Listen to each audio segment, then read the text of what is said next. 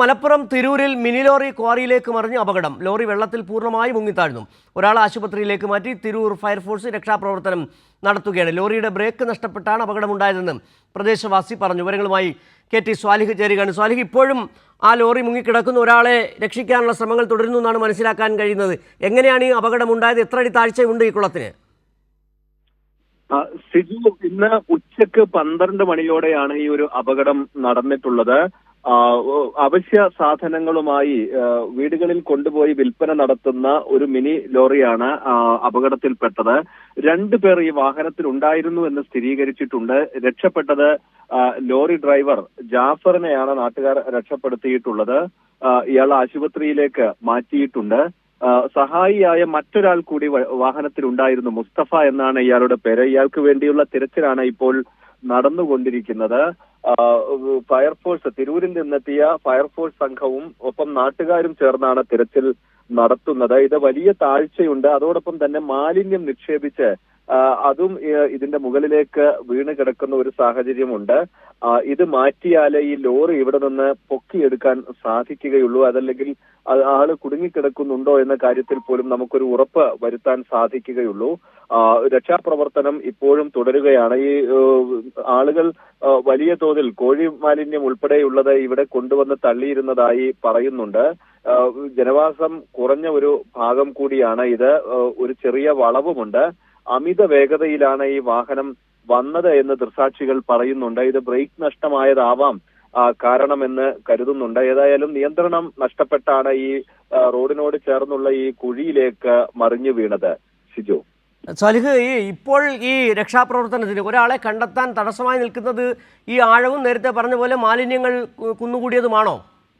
അതെ, തീർച്ചയായും ഈ നല്ല ആഴമുണ്ട്. ഇപ്പോഴും 2 ആൾ പൊക്കത്തിൽ വെള്ളം നിൽക്കുന്നുണ്ട്. അതോടൊപ്പം തന്നെ ഈ മാലിന്യം കൂടി കുഴഞ്ഞു നിൽക്കുന്ന പരുവത്തിലാണ്. അതുകൊണ്ട് ഇത് പൂർണ്ണമായി മാറ്റാതെ ഈ വാഹനം അവിടെ നിന്ന് നീക്കാൻ സാധിക്കുകയില്ല.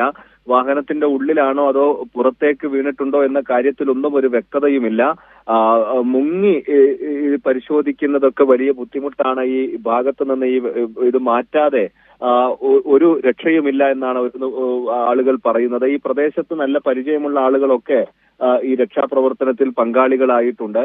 പരമാവധി വേഗത്തിൽ രക്ഷാപ്രവർത്തനം പൂർത്തിയാക്കാനുള്ള ശ്രമം തന്നെയാണ് നടത്തുന്നത്. പോലീസും സഹായത്തിനുണ്ട്.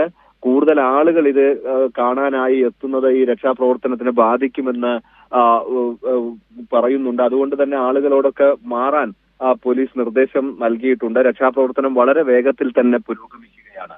സ്വാലിഹ്, ഇത് ആദ്യഘട്ടത്തിൽ രക്ഷപ്പെടുത്തിയെന്ന് പറയുന്ന ഡ്രൈവറെയാണല്ലോ. അത് എത്ര സമയത്തിനുള്ളിൽ ഡ്രൈവറെ രക്ഷപ്പെടുത്താൻ കഴിഞ്ഞു? അദ്ദേഹത്തിന്റെ ആരോഗ്യനില എങ്ങനെയുണ്ട് ഇപ്പോൾ? ഈ നാട്ടുകാർ തന്നെയാണ് ഈ ഡ്രൈവറെ രക്ഷപ്പെടുത്തിയത്, അതിന് സഹായിച്ചത്.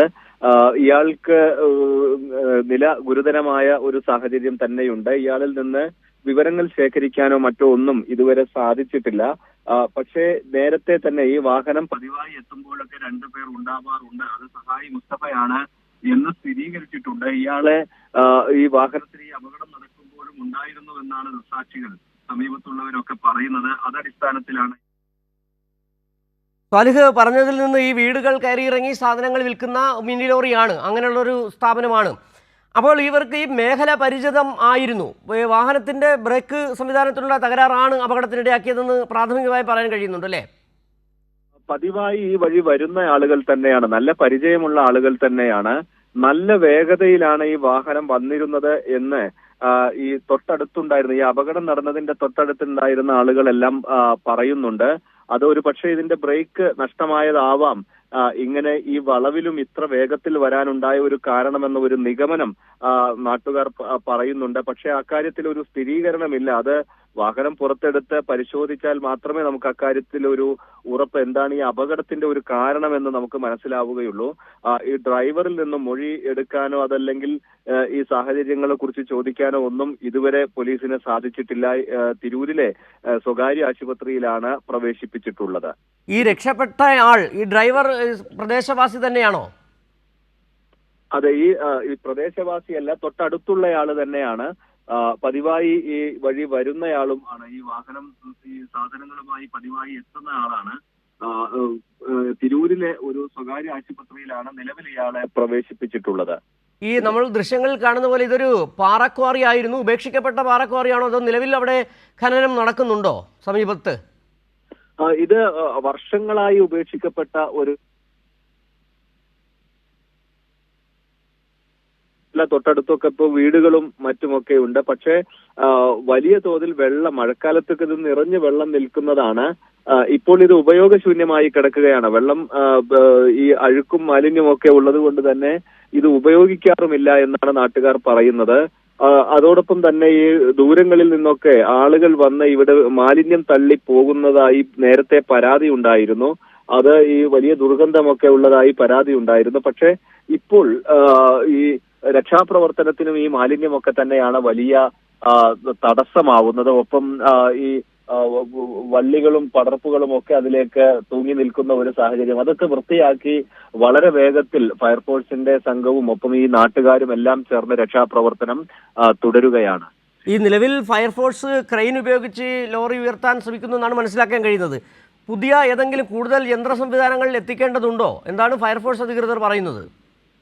മിനി ലോറിയാണ് അത്. ഈ ക്രെയിൻ ഉപയോഗിച്ച് അത് മുകളിലേക്ക് പൊക്കിയെടുക്കാൻ തന്നെയാണ് നിലവിൽ തീരുമാനിച്ചിരിക്കുന്നത്. കൂടുതൽ എന്തെങ്കിലും സൗകര്യങ്ങൾ, പ്രത്യേകിച്ച് ഈ കൂടുതൽ ഫയർഫോഴ്സിന്റെയോ മറ്റോ ഒക്കെ സൗകര്യങ്ങൾ വേണമെങ്കിൽ ഉടൻ തന്നെ എത്തിക്കാനുള്ള സംവിധാനമുണ്ട്. തൊട്ടടുത്തുള്ള ഭാഗങ്ങളിൽ നിന്ന് എത്തിക്കാനുള്ള സൗകര്യം ഏർപ്പെടുത്തിയിട്ടുണ്ട്.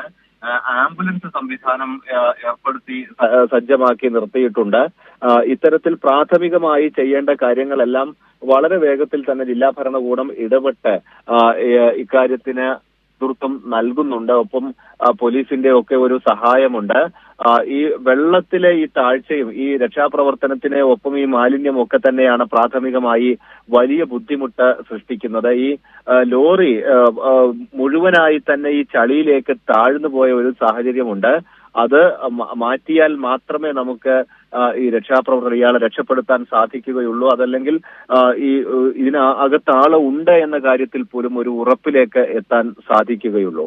സിജു, ഈ വെള്ളത്തിന്, അതായത് കുളത്തിൽ 65 അടി താഴ്ച ഉണ്ടെന്നാണ് മനസ്സിലാക്കാൻ കഴിയുന്നത്. ഈ റോഡും ഈ വെള്ളവും, അതായത് ഈ കുളവും തമ്മിൽ എത്ര അടി വ്യത്യാസമുണ്ട്? റോട്ടിൽ നിന്ന് ഏതാണ്ട് 65 അടി താഴ്ചയുണ്ട്. പക്ഷേ ഈ നിലവിൽ ഈ വെള്ളം ഒരു 2 ആൾ പൊക്കത്തിലാണ് ഇപ്പോഴും ആ ഭാഗത്ത് വെള്ളമുള്ളത്. കൂടുതൽ ഈ താഴ്ചയിലേക്ക്, ഇത്രയും താഴ്ചയിലേക്ക് പോയത് കൊണ്ട് തന്നെ ഈ ആ ഒരു വലിയ ആഘാതത്തിൽ ഈ ലോറി പൂർണ്ണമായി തന്നെ വെള്ളത്തിലേക്ക് മുങ്ങിപ്പോകുന്ന സാഹചര്യമുണ്ടായി. ഈ സമയത്ത് ഇതിൽ നിന്ന് പുറത്ത് ചാടിയ ആളാണ് ഡ്രൈവർ. പക്ഷേ ഇയാൾ ഈ വെള്ളത്തിൽ അകപ്പെട്ടു. പിന്നീട് ആളുകൾ എത്തി ഇയാളെ വേഗത്തിൽ രക്ഷപ്പെടുത്തുകയാണ് ചെയ്തത്.